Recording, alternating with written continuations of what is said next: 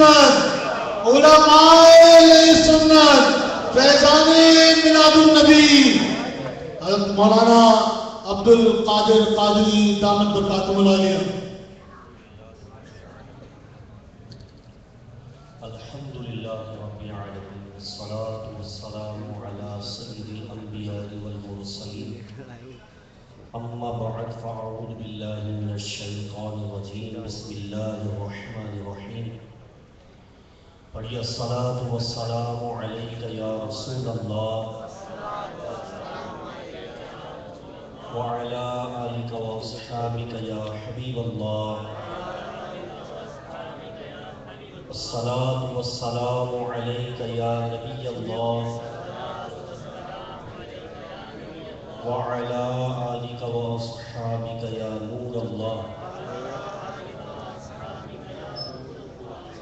نبی کریم علیہ السلام کی ذات مبارکہ پر درود و سلام پڑھنے کے بے شمار فضائل اور برکات ہیں.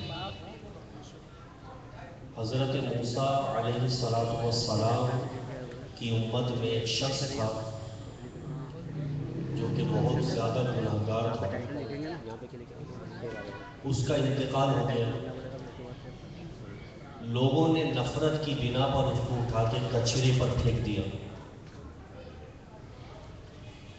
حضرت موسیٰ علیہ السلام پر وحی نازل ہوئی کہ موسیٰ علیہ السلام جاؤ اور فلاں جگہ پر ہمارا ایک دوست جسے لوگوں نے برا سمجھتے ہوئے کچرے کے ڈھیر پہ پھینک دیا، تم جاؤ اور اس کو غسل دو، کفن وغیرہ کا انتظام کرو. موسیٰ علیہ السلام تشریف لے گئے کہ کون وہ خوش نصیب ہے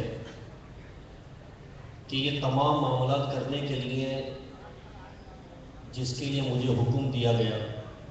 آپ جب گئے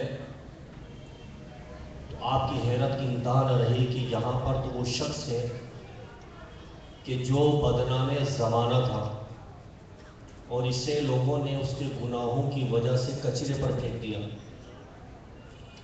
اللہ کے حکم سے آپ نے اس کو اٹھایا اور جو معاملات ہوتے ہیں غسل وغیرہ کے، کفن وغیرہ کے، وہ تمام کیے. فراغت کے بعد اللہ تبارک و تعالیٰ کی بارگاہ میں عرض کی، یا اللہ تو سب جانتا ہے اور تو جو چاہے کرے، تجھے کوئی روکنے والا نہیں ہے، تجھے کوئی پوچھنے والا نہیں ہے. لیکن میں اپنی تشفی کے لیے اتنا ضرور پوچھوں گا کہ آخر یہ معاملہ کیا ہے کہ اس کے اوپر اتنا کرم کیوں ہوا. اب بتایا یہ گیا کہ موسیٰ علیہ السلام بے شک بہت گناہگار تھا، لیکن ایک مرتبہ اس نے توریت شریف کھولی. موسیٰ علیہ السلام پر جو کتاب نازل ہوئی، 4 کتابیں مشہور ہیں اور صحیفے بھی اس کے علاوہ ہیں.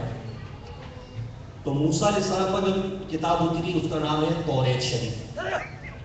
تو اس نے ایک مرتبہ توریت شریف کھولی اور اس میں ہمارے پیارے نبی علیہ السلام کا نام دیکھا، کیونکہ حضور کی آمد کے تذکرے تو شروع ہی سے ہو رہے تھے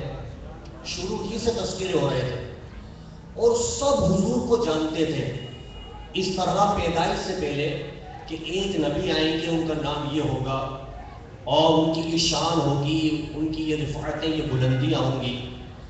تو اس نے توریت میں میرے محبوب کا نام دیکھا تو محبت کے ساتھ اس کو چوم کر آنکھوں سے لگایا اور پھر ان پہ درود پڑھا.